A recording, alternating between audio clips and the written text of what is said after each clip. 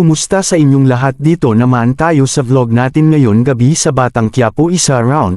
Unang-una sa lahat ito ay video teaser lamang para ma-update sa Batang Quiapo. Huwag kalimutan follow at subscribe ang channel. Salamat po. Sinabihan si Santino ni Lawrence na pag matalo mo si Chito ng isa round bigyan kita ng 1,000 kaya nag-okay na si Santino. At dito si Chito ay may ka-practice sa ring at dito bumaba ito dahil tinawag ni Lawrence at dito sinabihan na kailangan patumbahin mo si Santino ng isa round kaya dito naglaban na ito sa ring.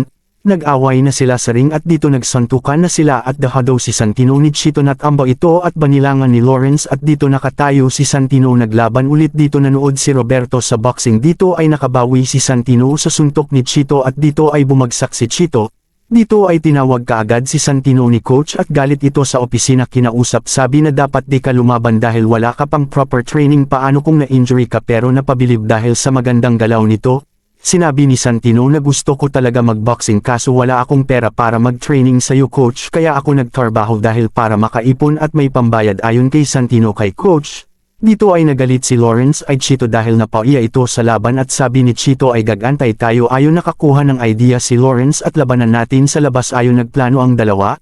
Habang nagtalo ng basura ay sinugod nila Lawrence si Santino at pinagsuntok ito si Santino pero di nila alam andoon si Roberto kaya napalaban ito at lahat bagsak at dito yung kamao ni Lawrence ay nasuntok ito at nagkaroon ng injury si ito sa kamay si Lawrence at dito nag-alisan sila at napahanga si Santino kay Roberto.